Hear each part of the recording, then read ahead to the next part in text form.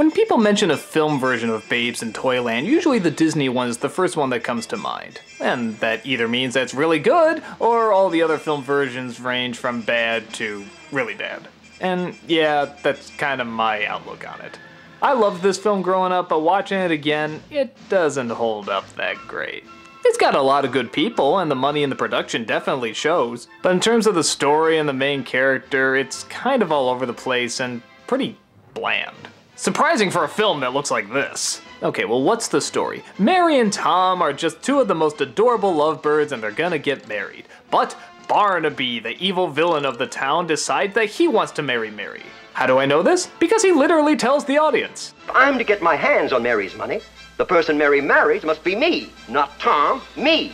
So he sends his two henchmen to have Tom killed. But the henchmen decide they can make a little money on the side too, so they decide to sell him to a bunch of gypsies. Now that Tom is gone, Mary sees that her only choice is to marry Barnaby. Why? Get this. She can't do the math on her finances. No, I'm not even kidding. There's a whole trippy ass song dedicated to it. Add, subtract, and multiply till you're overcome.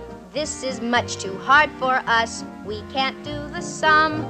Barnaby, of course, accepts the offer to marry her and calls in a bunch of gypsies for entertainment. And, wouldn't you know it, Tom's in the gypsy band and, of course, they get back together. But then we shift to kind of another story as a bunch of the kids wander into the forest of no return and Tom and Mary go to try and save them.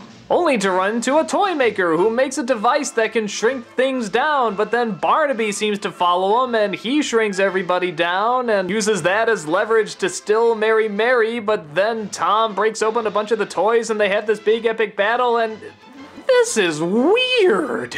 So yeah, as you can tell from the story, it's kind of all over the place and, like I said, weird. I'm usually fine with weird, but this movie clearly doesn't have much of a focus, and it's kind of obvious because there's nothing really that much interesting to focus on, at least in terms of the main characters. That's Annette Funicello as Mary, and she's usually very charming, but she just has nothing to work with here. All she does is cry and look confused. The guy who plays Tom has a funny scene as a gypsy fortune teller, but aside from that, he has nothing really that interesting. The kids are all boring. Some of the side characters are kinda neat, but they're not in it for very long. A lot of the songs are pretty pointless, though some of them are kind of fun. The only thing that's genuinely enjoyable about it is the villain. Recognize him? Yeah, that's the Scarecrow from Wizard of Oz. And he just has a great time being the most stereotypical villain, but really playing it up and having fun. This is the guy with the top hat, twiddles his mustache, tied the woman to the railroad tracks, the whole spiel. And his two bumbling sidekicks actually get a few laughs too. I also like Ed Wynn as the toy maker because, well, he's Ed Wynn.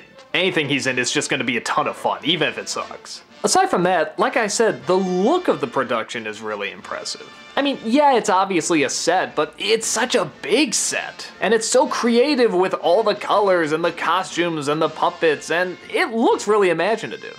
Even if it is sort of dressed in that 60s and 70s style that dates it a bit, but not too bad.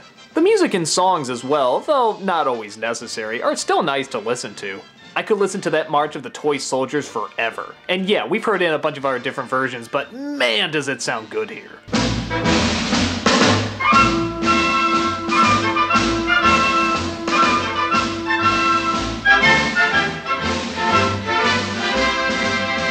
After the whole climax is a lot of fun.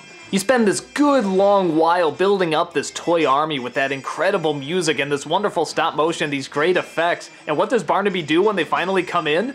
He just laughs at them. It's sort of like, yeah, they're just toys, why am I afraid of you? But as they keep fighting on and on and on, they tend to get more and more threatening. Until Mary throws that potion at him that shrinks him down, and it's an enjoyable one-on-one battle between our hero and villain. Even though Mary clearly could just go and step on him, but yeah, it's more dramatic this way. So again, like almost any Disney production, even if it's bad, there's some really cool stuff in it. I do like the scope and size of the production, I do like the villains, and I like a lot of the music. But outside of that, the story and main characters are just so hopelessly dull. But again, as a kid, I did watch it a lot, but yeah, maybe it was for those three elements I listed earlier. I did tend to fast forward it whenever Tom or Mary were on screen. I don't know, if you're looking for an impressive looking kids film without much substance to it, you'll get your fill. But if you're looking for a timeless classic based on a timeless classic, Babes in Toyland, this is probably not the best interpretation. Or maybe it is in film form, but come on, there's gotta be better. Looks great, sounds great, but not too much else to it.